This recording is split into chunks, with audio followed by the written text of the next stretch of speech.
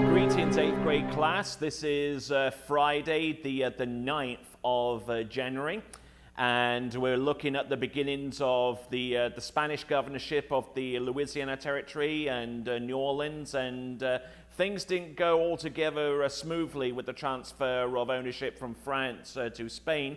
For one thing, the first governor that was appointed to the newly Spanish-claimed New Orleans wasn't all that popular. Within 4 years of his reign there, he was removed by a revolt among the merchants and the traders and generally the population of New Orleans. But the Spanish replied by sending troops and a replacement there that re-established order to the city and to the Louisiana Territory, and had the ringleaders of that revolt summarily executed for their involvement.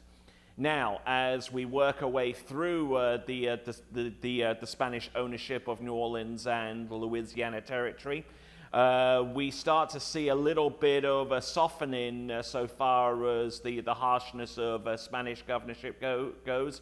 And they managed to strike a peace and an accord with the French-speaking population of that area, and some of the names that you see around New Orleans and around Louisiana, names such as Galvez and Carondelet.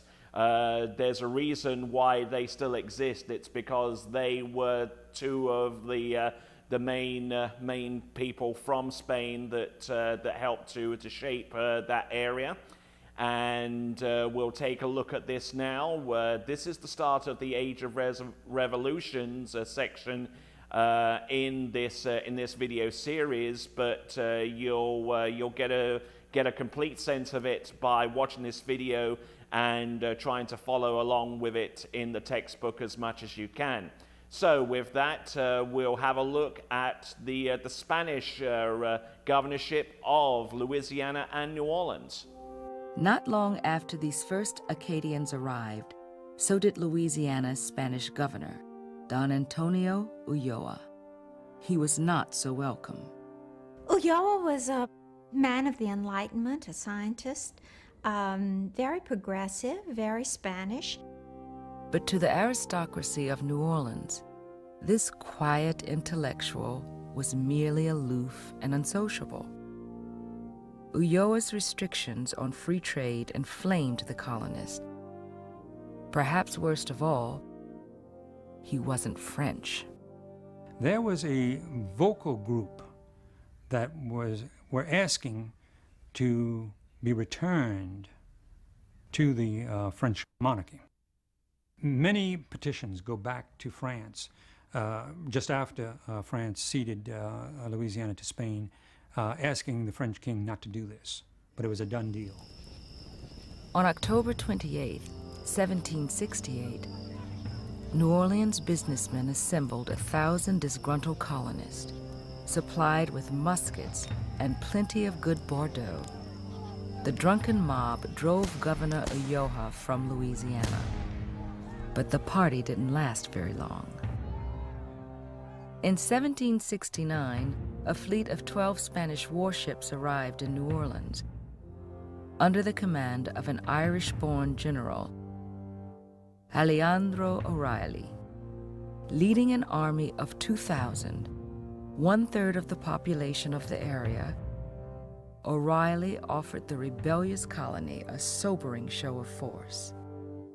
O'Reilly was completely a military man. He had enforced the barbaric punishments that the military code required for soldiers and sailors, and so it shouldn't be a surprise that he executed 5 of the people who had been responsible for ejecting Ulloa. That constituted treason.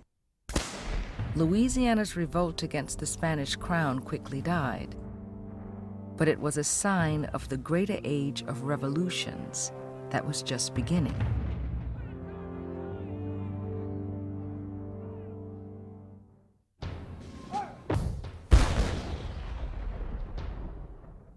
Revolutions put Louisiana on the map of international affairs. The American Revolution brought for the first time worldwide attention to the lower Mississippi Valley.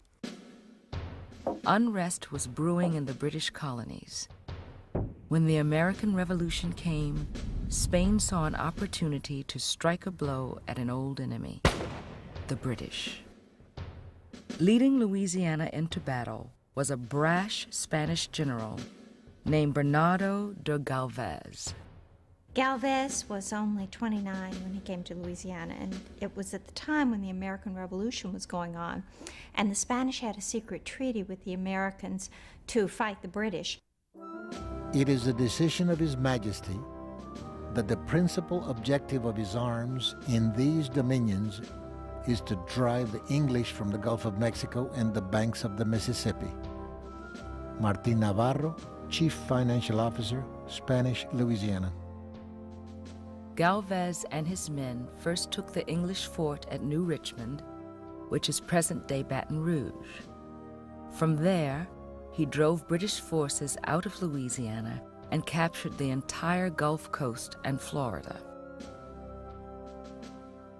Louisianians, like General Galvez, played an important role in the founding of the United States.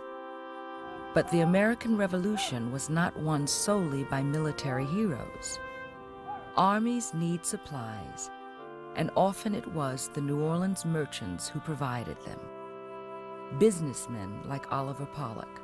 Oliver Pollock is sometimes known as the forgotten patriot of the American Revolution. He was passionately committed to the rebel cause. The gunpowder that won the American victory at the Battle of Saratoga came from Oliver Pollock in New Orleans.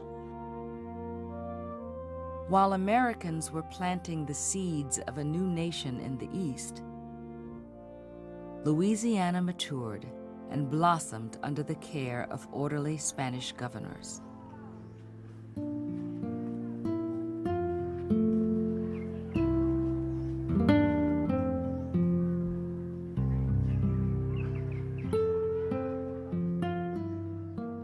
During their 40-year rule, the Spanish managed to increase the population of Louisiana by more than 5-fold. While most of those coming to the colony were of African or French heritage, others brought a distinctly Spanish character to Louisiana. From all the islands, many people will gather. They know that the province of Louisiana is fertile and unpopulated. And towards this goal, many will go with families. Matias de Galvez, governor of the Canary Islands. To help defend the colony, Spain sent 2,010 settlers from the Canary Islands off northwest Africa. These islanders, or Isleños, formed fishing communities in St. Bernard Parish, which persist there today. Other settlers came from Malaga, Spain, led by Colonel Francisco Bulani. They founded a Spanish settlement on Bayou Teche and named it New Iberia, after their homeland. The descendants of these settlers include families with names like Miguez, Romero, and Blanco.